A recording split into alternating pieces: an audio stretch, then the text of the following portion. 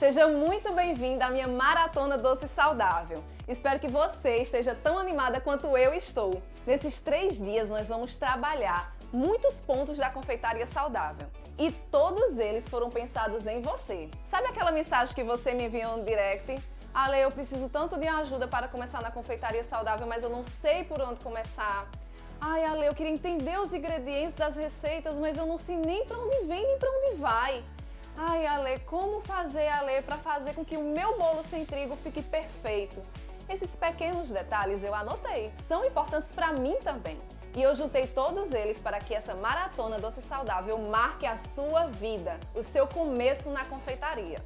Você está comigo nessa, não é? Então está dada a largada da nossa Maratona Doce Saudável. Vamos lá? Antes de começar o nosso conteúdo, eu quero conversar com você sobre o que vai acontecer nesses 3 dias de aulas na nossa Maratona Doce Saudável. Primeiro, nós vamos aprender o que vocês mais estão esperando, as substituições de ingredientes. E vamos focar nas farinhas, porque eu sei que o bicho pega é aí. Vocês têm muita confusão, como fazer quando tira o trigo, qual farinha utilizar, afinal são tantas farinhas sem glúten, não é verdade?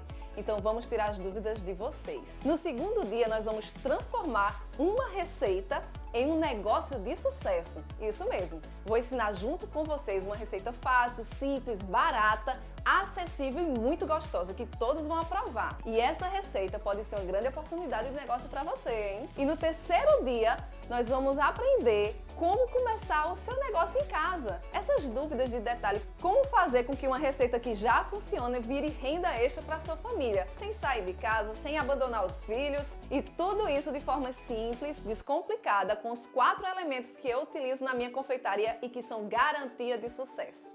Estão prontas? Você tá vendo que tem muita coisa boa para aprender, não é? Então vamos lá?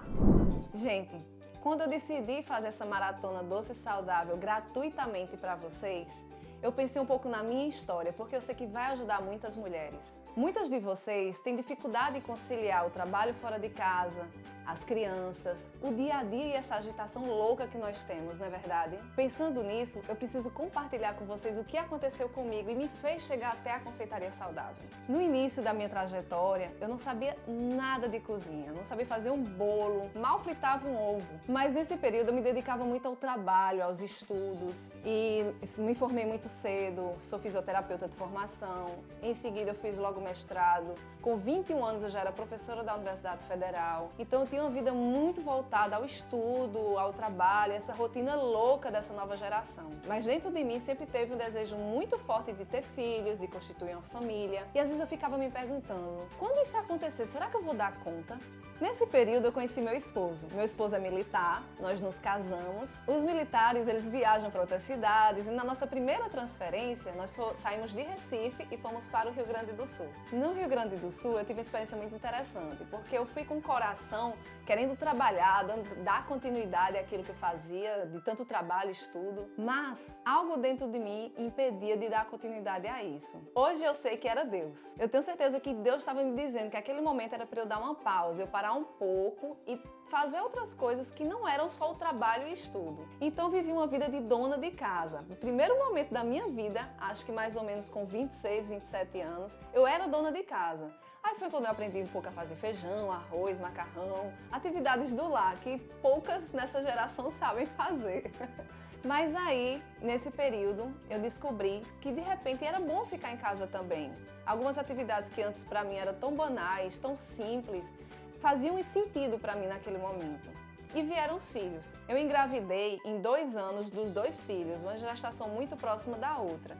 E me deram 30 quilos. Isso mesmo, quem me vê não pensa que um dia tive 30 quilos a mais. Mas quando eu tive o segundo filho, que eu tive muita dificuldade em emagrecer, aquilo começou a me incomodar, a me trazer um mal-estar, até com minha saúde também, isso me incomodava. Não sei se você se identifica com essa história, talvez sim. E nesse período eu vi que eu precisava mudar a minha alimentação e também pensando na alimentação da minha família. Então eu fiz algumas pesquisas na internet, eu comecei a ver que existiam algumas trocas de ingredientes, que de repente, aquele doce que eu tanto amava, porque eu sou formiguinha desde bebê, viu?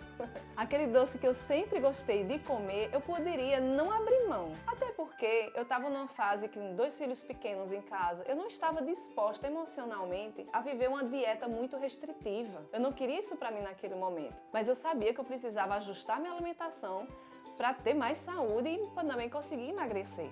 Então foi onde começaram os primeiros testes na minha cozinha. Eu fazia algumas trocas de ingredientes, algumas substituições, comecei a ler, a entender como acontecia a mágica, principalmente da confeitaria, que eu não queria abrir mão dos meus docinhos. Por incrível que pareça, em 4 meses eu perdi 20 quilos, só com alimentação ajustada. Isso fez uma diferença muito grande, até no meu sentido e meu relacionamento com a cozinha. Eu comecei a despertar interesse, querer entender como aquilo realmente funcionava. Nesse período eu tinha uma conta de Instagram que era pessoal e eu ficava postando algumas receitinhas que eu inventava ou que eu copiava da internet e que davam certo, ficavam muito gostosas. E aos pouquinhos as pessoas começavam a me seguir e diziam: Ale, posta mais uma receita, posta outra, e aquilo começou a dar gosto. E eu postava cada vez mais e todo dia eu inventava uma receita diferente, eu aprendi uma nova ideia, sempre ali tentando crescer, evoluir, estudar. Nesse período eu recebi algumas mensagens na internet de pessoas que se identificavam e pediam que eu fizesse um curso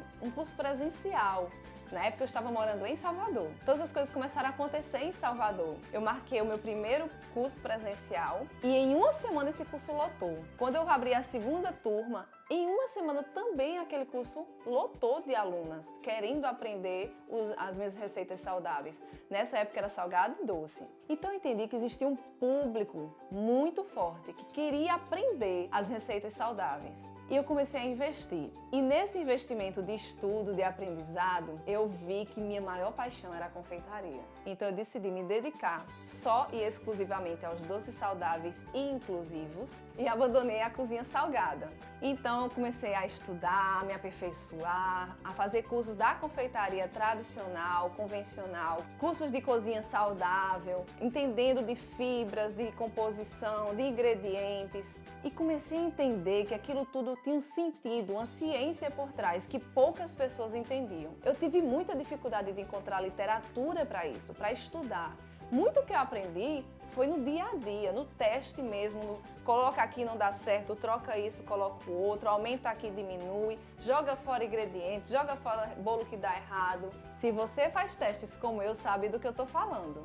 Nesse mesmo período, eu fui selecionada para participar do programa Que Seja Doce no canal GNT. E meu maior objetivo em participar de um programa como esse, de rede nacional, era que confeiteiros da área tradicional provassem o meu bolo sem trigo, o meu bolo inclusivo e saudável, e provassem e dissesse: Ale, você tá no caminho certo, esse bolo realmente é bom. Ou não, dissesse: Ale, não tá bom, isso não funciona. E para minha surpresa, eu ganhei o primeiro lugar. Isso foi maravilhoso para mim, porque eu pude entender que todo aquele estudo que eu estava fazendo, todo aquele investimento de tempo, de ingrediente, de teste, fazia sentido, que aquilo sim funcionava. Então eu botei uma prioridade na minha confeitaria. Eu não poderia trabalhar com subproduto. Eu queria que o meu produto sem trigo, o meu produto inclusivo, saudável, fosse igual ou melhor que um com trigo ou com qualquer outro ingrediente tradicional. Essa sempre foi minha meta e sempre será. As minhas vizinhas, que eram as minhas maiores cobaias, provavam os meus doces e bolos e diziam: Ale, vende! E com essa aprovação do programa Que Seja Doce, com essa premiação, eu me senti motivada para isso. Aí foi quando eu percebi a quantidade de pessoas que queriam comprar o produto, não apenas aprender, mas comprar e consumir. Gente, eu não tinha agenda, eu não tinha disponibilidade para atender tantos clientes. Era muita gente pedindo, encomendando: Ale, eu preciso desse bolo, Ale, eu preciso dessa torta, Ale, é muito bom, eu quero. E foi quando a coisa começou a crescer, eu precisei investir em cursos online, as pessoas ao redor do Brasil precisavam provar o meu produto, conhecer as minhas receitas. E, gente, como o público da confeitaria inclusiva, da confeitaria saudável é fiel. Vocês podem provar isso. Quando eles testam o teu produto, quando eles consomem o teu bolo, o teu doce e gostam, eles voltam e querem mais. Eles não se importam com o preço. Claro que os insumos da confeitaria saudável são insumos mais caros do que comparado àqueles da confeitaria tradicional. Claro que são. Mas a clientela também é especial. É uma clientela diferenciada.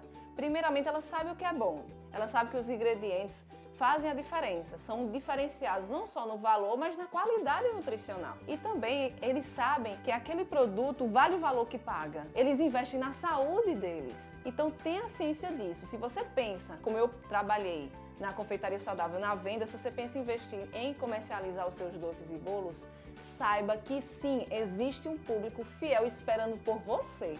Porque isso aconteceu comigo e eu posso provar com certeza com as minhas experiências do dia a dia. Então eu percebi que na produção desses bolos e doces eu pude realizar um grande sonho, que é estar em casa com os meus filhos, com meu marido, com a minha família, acompanhar o crescimento das crianças e ainda ter uma renda extra. Isso fez uma diferença muito grande na minha jornada. E hoje eu tô aqui, né, gente? Tô montando essa maratona doce e saudável para ajudar você aí em casa a sair do zero, a sair dessa inércia, desse medo, dessa insegurança. Tenha convicção que sim, existe um público esperando pelo seu produto, que você também precisa estudar, que você também precisa aprender, que você também precisa produzir um bolo de qualidade, um doce realmente que funcione, que atenda a esse público.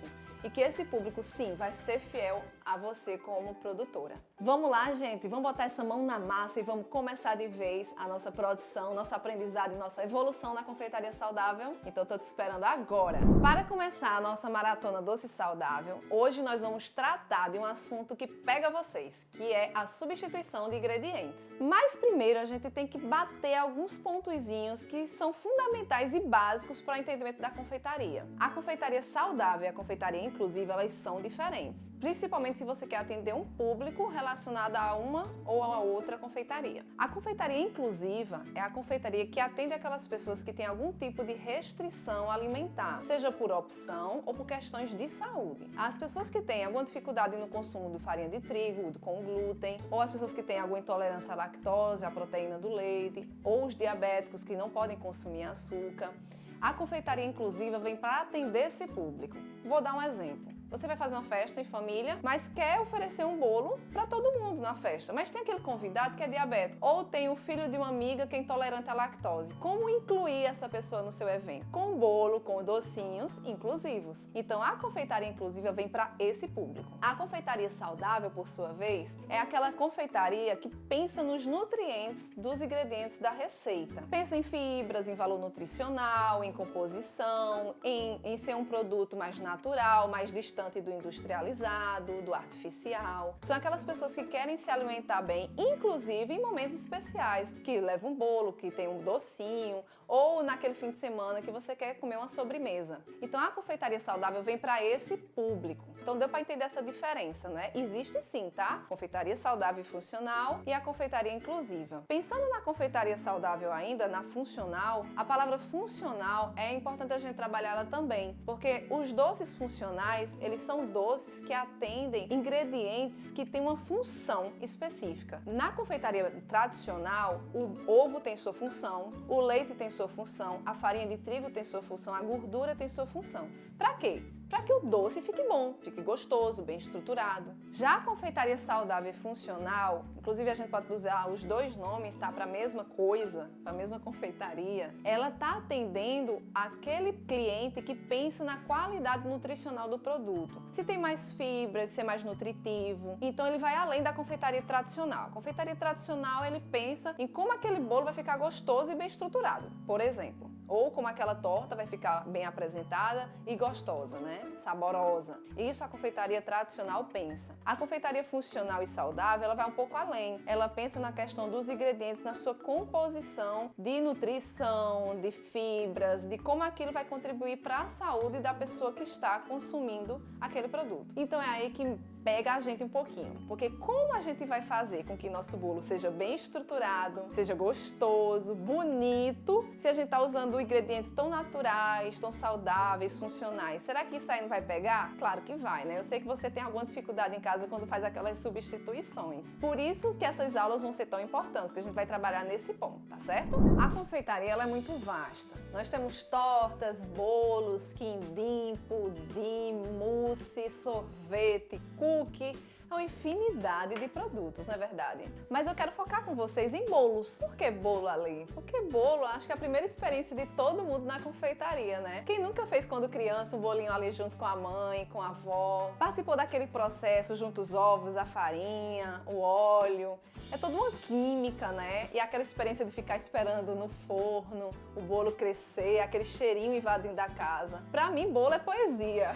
Vamos pensar na confeitaria saudável e inclusiva na troca dos ingredientes do bolo, certo? Então, primeira coisa que eu quero falar com vocês é sobre temperatura dos ingredientes. Todos os ingredientes devem estar em temperatura ambiente para a receita do seu bolo. Primeiro, escolha uma receita de bolo confiável, uma receita que você sabe que funciona, é aquela que vai dar certo. Tem muita receita por aí que não vai dar certo, porque ela está mal feita, ela foi colocada com a composição errada, a disposição de ingredientes não está legal e não vai funcionar independente de temperatura de ingrediente, de forno, vai dar errado. Então, primeiro escolha uma boa receita. Pensado nisso, você tem que pensar nos ingredientes e a temperatura deles é muito importante. Por exemplo, se seu ovo, digamos que seu ovo está gelado e você coloca na mistura e ele vai para o forno gelado, vai dar um choque térmico. Isso pode solar o seu bolo, afundar. Várias coisas podem acontecer só por causa da temperatura do ingrediente. Agora preste atenção. Se de repente, na receita que você confia e sabe que vai dar certo, está pedindo que a manteiga seja gelada ou o leite seja quente, a água seja quente, acontece em algumas receitas. Faça como pede na receita, certo? Essa alteração de temperatura, ela só é variável de acordo com o que a sua receita está pedindo. Combinado? Outro ponto importante sobre temperatura é o forno.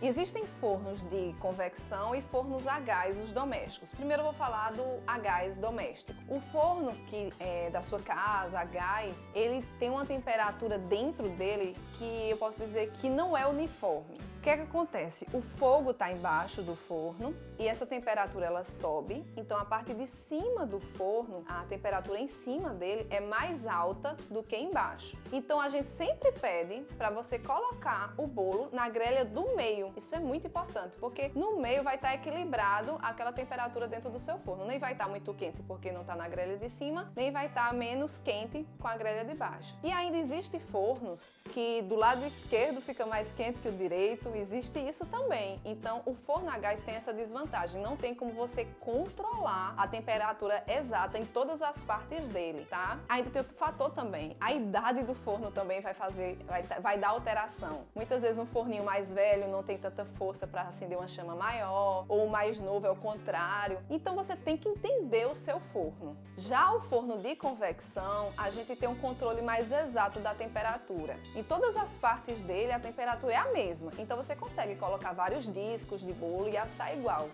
Eu mesma nunca tive um forno de convecção, sempre tive o forno tradicional a gás. E sempre coloquei vários discos. Não impede de você colocar não, tá, gente? A grande questão é só que você tem que ficar atento que o que pode acontecer com um não necessariamente vai acontecer com o outro. Talvez um cresça mais, outro cresça menos. E isso vai variar por causa da temperatura dentro do seu forno a gás. Combinado? Outro ponto importante no seu bolo é o tipo de forma que você vai usar. Às vezes a gente acha que aquela receita que sempre funcionou, que você sempre fez, pode dar certo em qualquer forma e não é bem assim que acontece, tá? Olha só, eu coloquei aqui algumas formas de diversos tipos e formatos diferentes. A forma de vidro, vou começar com ela é muito chata de fazer bolo nela. Eu nunca recomendo porque a transmissão de calor do vidro para o bolo é muito rápida. Então o que acontece? Muitas vezes o seu bolo queima na parte periférica, enquanto no centro ainda não está bem assado. Então eu não indico muito vocês utilizarem formas de vidro. A de Tefal também tem esse mesmo processo. A condução de calor dela é muito mais rápida, então acaba que pode acontecer a mesma coisa que o seu de vidro. Algumas Tefal existem várias camadas dentro dela que fazem com que a condução do calor seja mais lenta, então você consegue assar tranquilamente, mas as chances de você queimar é muito grande. As de alumínio, eu trouxe duas aqui, sem furo no meio. Existem as com fundo fixo e as com fundo móvel. Vocês estão vendo aqui, ó. Essas aqui eu gosto muito da condução do calor para assar um bolo, acho bem tranquilo, ela conduz de forma mais lenta, então dá tempo do centro do bolo assar todinho até a periferia. E as de fundo falso são práticas para desenformar, né? Adoro, eu sempre tenho na minha cozinha. E tem também as de furo no meio, como essa aqui, né? As de furo do meio são super guru na cozinha, né? A gente sabe que todo mundo tem, a vovó tem, a mamãe tem, a filha tem. E ela é muito prática porque também tem a condução do calor no centro com o metal, então ela assa de forma mais uniforme ainda. E tem as mais modernas, como essa aqui, né? Que é de aço fundido. Tem a condução do calor também mais lenta, então consegue assar o bolo de forma mais lenta, respeitando todo o processo, porque cada ingrediente tem seu tempo de assar. Então assim, elas são bem mais caras, mas elas dão um resultado muito bom no seu bolo também. Então é muito importante que a gente fique atento ao tipo de forma que nós vamos utilizar no nosso bolo, porque isso sim vai causar algum tipo de diferença no resultado final. Eu gosto de aprofundar esse assunto nos meus cursos online, até porque tem também outros pontos a ser ressaltados, como a quantidade de massa que você vai colocar dentro de cada forma, porque isso sim vai trazer diferença no seu bolo e no seu resultado final. Pesos e medidas são fatores importantíssimos para o sucesso da sua receita. Eu sei que nem todo mundo tem a balancinha tradicional de cozinha em casa, mas a primeira coisa que eu indico para você que não tem é compre a sua. Primeiro que não é cara, é barato e ela vai fazer muita diferença. Gente, a confeitaria é exatidão, é precisão, é matemática. Quando você comete erros nas questões dos números, vai dar erro na sua receita, não tem outro caminho. Então eu aconselho sim você utilizar a balança. Evite medidores como xícara, como copo medidor, colher medidora. Primeiro que cada fabricante tem seu volume diferente um do outro, até o formato da xícara pode variar e isso sim vai causar alteração na quantidade do ingrediente. E aí a sua receita vai desandar. Então a balança é muito mais garantida, ela não é cara e pra mim é um acessório tão importante quanto uma panela no seu fogão. Tem que ter a balança. Então todos os nossos ingredientes vão ser pesados com a balancinha de cozinha. Agora vamos entender como a mágica do bolo acontece. Mágica porque é aquela história, né? A gente junta o ovo, junta o óleo, farinha e açúcar e de repente sai aquele negócio tão gostoso, né? Mas não conte muito com a mágica não, porque se você acha que vai jogar tudo lá dentro e o bolo vai acontecer, não é bem assim que funciona. Então vamos entender um pouquinho do significado e da representação de cada ingrediente no bolo. O ovo, ele é um elemento importantíssimo na estruturação. Ele dá liga ao seu bolo, ele dá maciez também e ele também pode dar leveza. Quando a gente tem aquelas receitas de clara em neve batida, por exemplo, ele dá leveza ao seu bolo. Então o ovo é um elemento importantíssimo. O açúcar, por sua vez, apesar de ser sólido, ele é um elemento líquido do bolo. Olha que interessante, porque quando ele é levado a altas temperaturas dentro do forno, ele vai derreter e caramelizar o seu bolo. E isso faz parte também do papel do açúcar. O açúcar não apenas adoça o seu bolo e dá sabor ao seu bolo, ele também age na estruturação do bolo. Então, a partir do momento que ele entra lá dentro da mistura, que ele vai ao forno e aumenta a temperatura, ele vai derreter, vai caramelizar o seu bolo. Outro papel muito importante do açúcar é que ele retarda a coagulação da clara do ovo. Olha que interessante. Ele não permite, então, que sua clara logo coagule assim que entra no forno e fique aquela camada branca estranha no bolo. Não, ele retarda essa coagulação, fazendo com que o bolo asse em todas as suas etapas de forma certinha, bem ordenada e também tem essa função. Ele também dá cor ao seu bolo a partir do momento que ele carameliza. Ele dá maciez, olha o papel dele na estruturação do seu bolo. E também serve como conservante natural. Então, muitas vezes, não sei se você já fez substituições do açúcar, quando você tira o açúcar e troca por qualquer outra coisa, o seu bolo estraga mais rápido. Já percebeu isso? É porque o açúcar é um conservante natural e ele ajuda assim a seu bolo durar mais tempo sem estragar. Nos meus cursos online eu gosto de aprofundar esse assunto falando sobre os tipos de açúcares e as substituições adequadas. A gordura do seu óleo também tem um papel importante. A gente pode utilizar a manteiga, o óleo, a margarina, né? Mas a função principal, além do sabor que o óleo também dá, a gordura dá ao seu bolo, ele também traz umidade, é um elemento líquido da sua receita, ele traz umidade e maciez à estrutura do seu bolo. O fermento é o elemento que faz o seu bolo crescer. Nada mais é do que uma composição química que faz com que libere, em contato com a temperatura alta e o líquido, gás carbônico no seu bolo e ele cresce, né? Expande as estruturas e assim ele vai crescer. A farinha de trigo, por sua vez, é um elemento sólido da receita e ele é o maior responsável pela estrutura do seu bolo. Ele dá maciez, elasticidade, maleabilidade. Então a farinha de trigo é um elemento importantíssimo. Ele contém o glúten, que é a proteína mais importante da farinha de trigo, que faz com que retenha a água quando em contato com o líquido e a ação mecânica, quando você bate na mão ou com a batedeira ou liquidificador, enfim. Quando você bate, essa ação mecânica faz com que ele agregue ar ao bolo e assim faça com que o seu bolo seja fofinho, maravilhoso, delicioso. A farinha de trigo é vida. Mas muitas pessoas não podem consumi-la, né? Então a gente vai trabalhar esse ponto agora, quando a gente vai mergulhar nas substituições dos ingredientes sólidos. Nessa aula a gente vai aprofundar na substituição da farinha de trigo. Estávamos falando sobre a farinha de trigo. Pois é, a farinha de trigo é um elemento muito importante no seu bolo. Ela é a única farinha de forma completa nos seus macronutrientes, a composição com proteína, a composição com gordura, com carboidrato, tudo nela foi perfeito para o bolo. E ainda tem o glúten que faz toda a junção do ar na massa e faz tudo acontecer e ficar lindo e maravilhoso. Aí vê, tu tira um ingrediente tão importante como a farinha de trigo e substitui por outro ingrediente que não vai ter na natureza nenhum que faça a mesma coisa que o trigo faz e tu acha que teu bolo vai ficar igual? Claro que não vai ficar.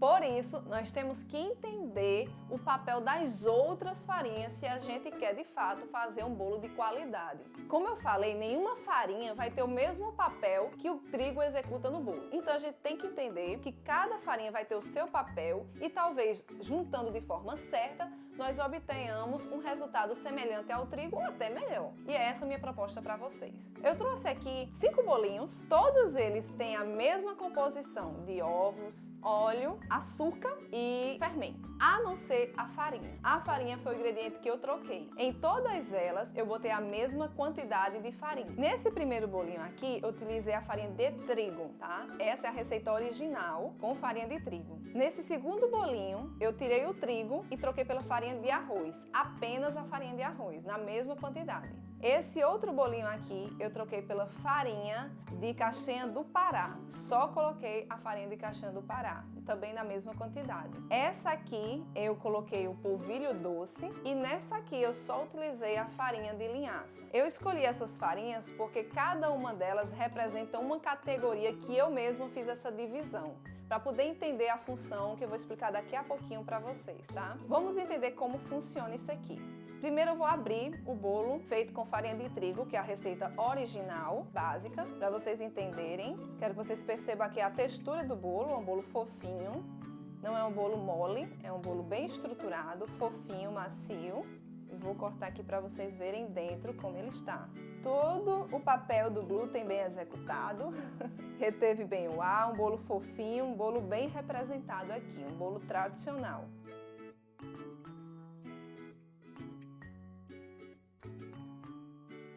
Agora vamos ver o bolo feito só com farinha de arroz. Ele é um bolo também bem estruturado, fofinho, mas não tão fofinho quanto o bolo com trigo. Vou abrir aqui ele, vou tirar uma fatia. Lembrando que a farinha de arroz, ela não tem glúten. Você percebe que ele é bem estruturado, porém ele não tem a mesma quantidade de ar que você vê no bolo com farinha de trigo. Outra observação também, ele é um bolo bem mais seco.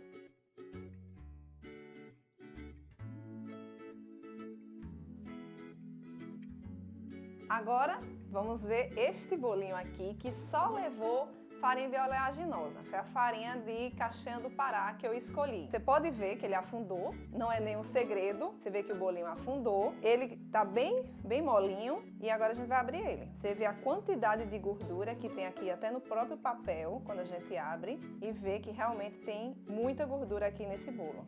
E ó, vamos abrir aqui. Olha só a estrutura desse bolo, feito só com farinha de castanha do Pará.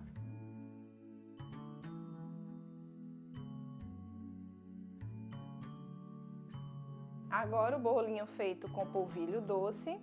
A gente pode ver aqui que ele deu uma murchada, ele cresceu e murchou, assim que foi tirado do forno. Vou abrir aqui ele é um bolo firme, ele não é fofo, ele tá mais sólido, ele parece, olha aqui, um pãozinho de queijo, né?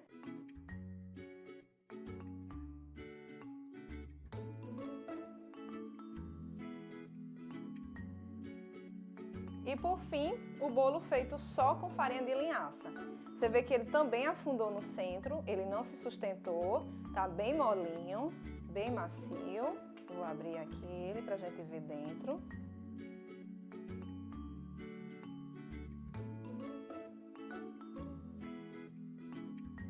Olha só que interessante a nossa observação com essa modificação utilizando uma farinha diferente em cada bolinho. Então o que a gente observa aqui? As diferentes formas que cada farinha deu em cada bolinho desse. A farinha de arroz ela é uma farinha de estruturação.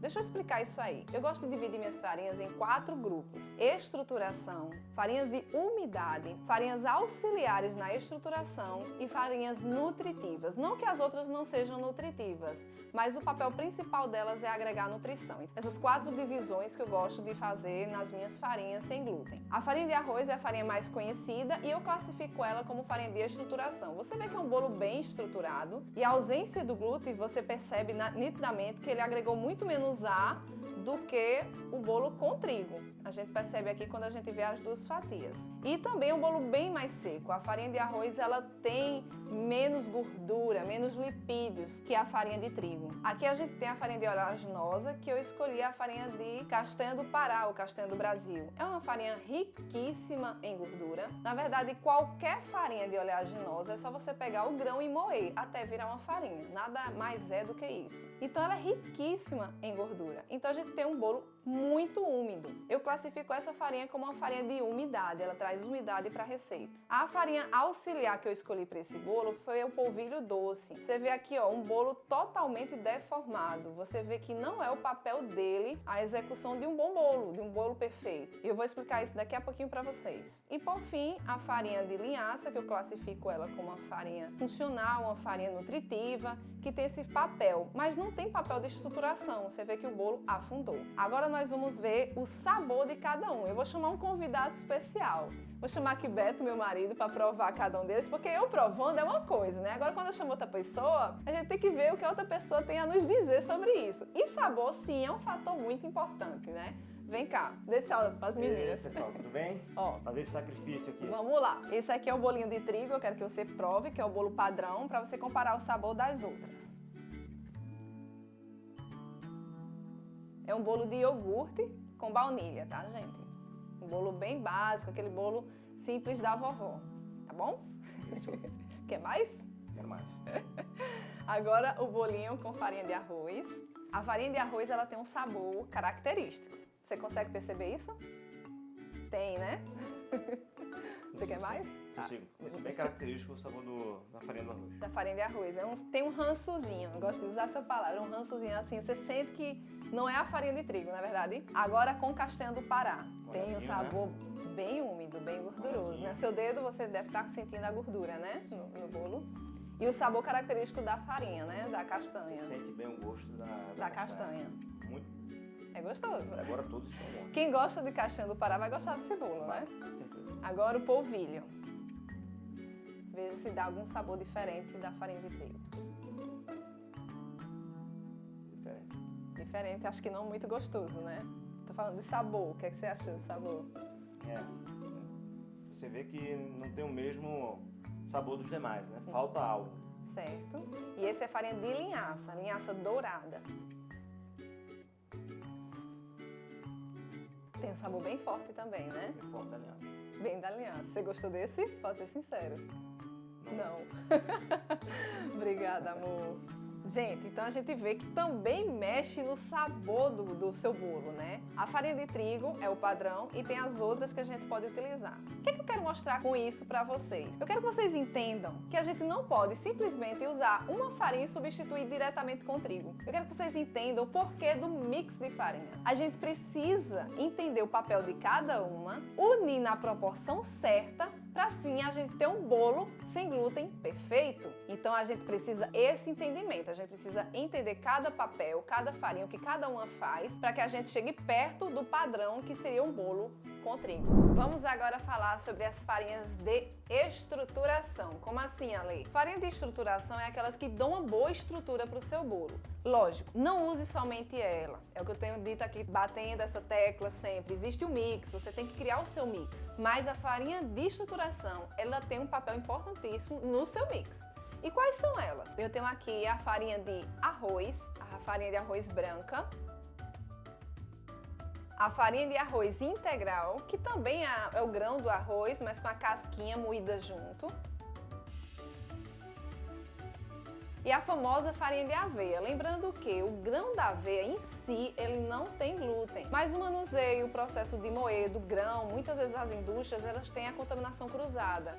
O glúten é uma partícula microscópica que fica no ar e às vezes fica também nos utensílios que moem a farinha de trigo, a cevada que tem o glúten. E quando moe junto com a aveia, tem a contaminação. Então, se você tem algum problema com alergia ao glúten, o ideal é que você compre uma aveia, uma farinha de aveia que tem o selo de garantia que não tem o glúten. Tem também a farinha de grão de bico, que é uma farinha que tem um sabor bem marcante. É uma farinha que também tem um bom teor de proteína vegetal. Ela é uma farinha bem interessante e é mais utilizada na culinária saudável salgada. Mas dá pra gente aplicar em bolos sim, usando na medida certa. Tem também a farinha de amaranto, que é uma das minhas favoritas. A farinha de amaranto você não encontra normalmente ela como farinha, mas você compra o floco e moe no liquidificador até virar farinha. Super fácil. Ela tem uma composição bem interessante de carboidrato, lipídio e proteínas, o que dá uma boa estrutura para o seu bolo. Claro, pessoal, existem outras farinhas no planeta Terra que são boas de estruturação, mas eu trouxe as principais e as que eu mais gosto de trabalhar. Todas elas dão uma boa estrutura para o seu bolo, mas sozinhas elas não fazem milagre. Agora vamos para as farinhas de umidade. Como assim ali umidade? São farinhas que trazem mais gordura ao nosso bolo e, consequentemente, deixam ele mais molhadinho. Eu trouxe aqui 4, mas tem outras, claro. A primeira que eu vou falar para vocês é a farinha de amêndoas, que é a mais famosa, também uma das mais caras. Farinha de amêndoa é uma farinha riquíssima em gordura e também tem muita proteína vegetal. Tem também a farinha de amendoim. A farinha de amendoim é uma das mais acessíveis, porém tem um sabor muito característico e muito marcante. Tem que saber usar ela. A farinha de castanha de caju é uma farinha mais neutra, muito boa de trabalhar, porque ela tem um sabor bem discreto. Tem também a farinha de castanha do Pará, ou castanha do Brasil, que de todas essas que eu apresentei é a mais gordurosa, a que tem maior teor de gordura. Existem outras farinhas, como a farinha de nozes, farinha de pistache, de avelã. Todas essas farinhas de oleaginosa são feitas pelo processo de pega o grão, vai moer e vira farinha. Simples assim. E todas elas trazem gordura e umidade para a nossa receita. E quando usada em equilíbrio, dá um bom resultado no seu bolo. Eu classifico as farinhas auxiliares como auxiliares porque elas ajudam na estruturação. Sozinhas elas não fazem milagre. O amido de milho é uma farinha bem conhecida, você encontra em qualquer supermercado. Ela tem um papel importantíssimo na maciez do seu bolo. E não precisa ser um bolo sem glúten para utilizar ela. Na confeitaria tradicional a gente usa muito amido de milho nas preparações com trigo, para deixar o bolo mais fofinho. E a gente pode também usar ela na preparação sem glúten. Ela é uma farinha sem glúten. Temos também a fécula de batata. A fécula de batata e o amido de milho têm o mesmo papel, maciez no seu bolo. Então, se por algum motivo você não pode consumir o amido de milho, você tem o seu substituto, que é a fécula de batata.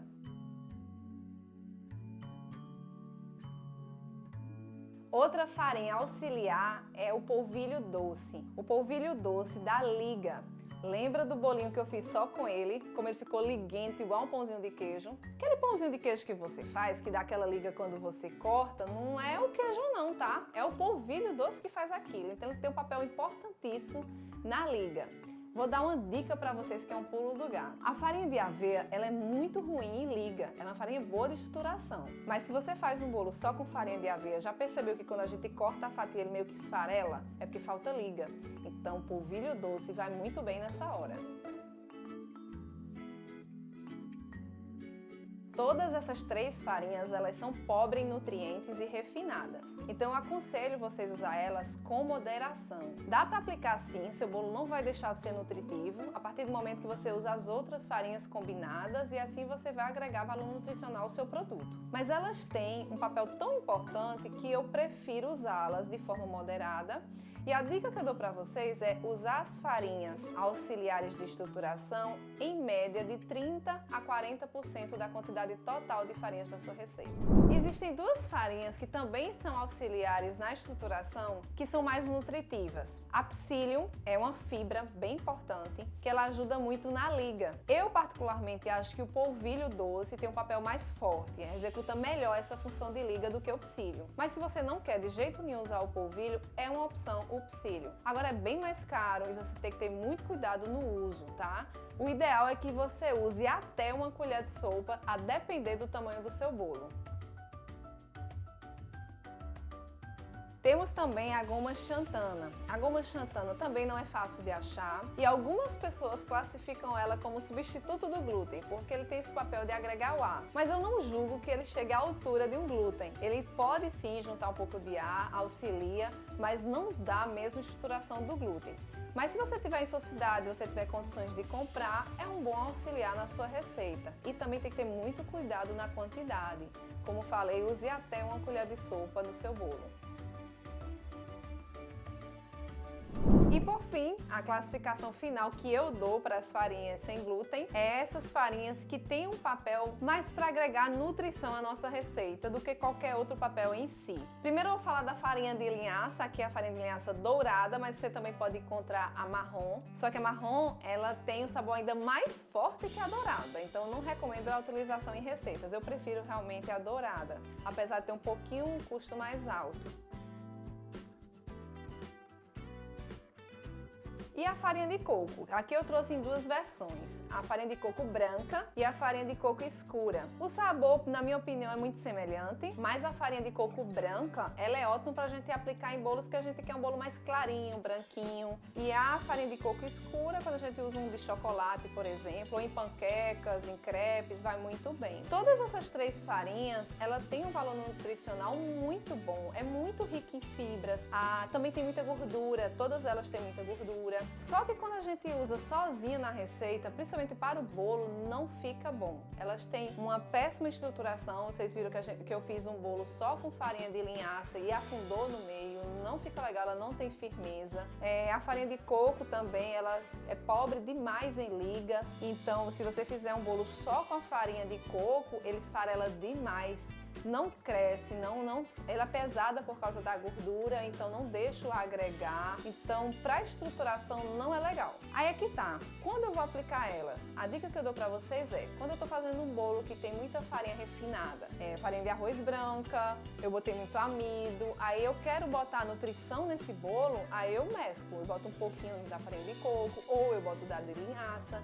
A farinha de linhaça em especial, ela tem uma liga melhor e algumas pessoas usam ela para esse papel também. Eu acho muito pouco a liga da farinha de linhaça, mas se você quiser utilizar e fazer um teste na sua casa, também vai muito bem. Olha essa palavra, teste. Tudo é teste. Aqui eu tô trazendo para vocês a minha experiência na confeitaria sem glúten, uma confeitaria mais especial, onde eu tô fazendo a substituição do trigo, em especial o trigo.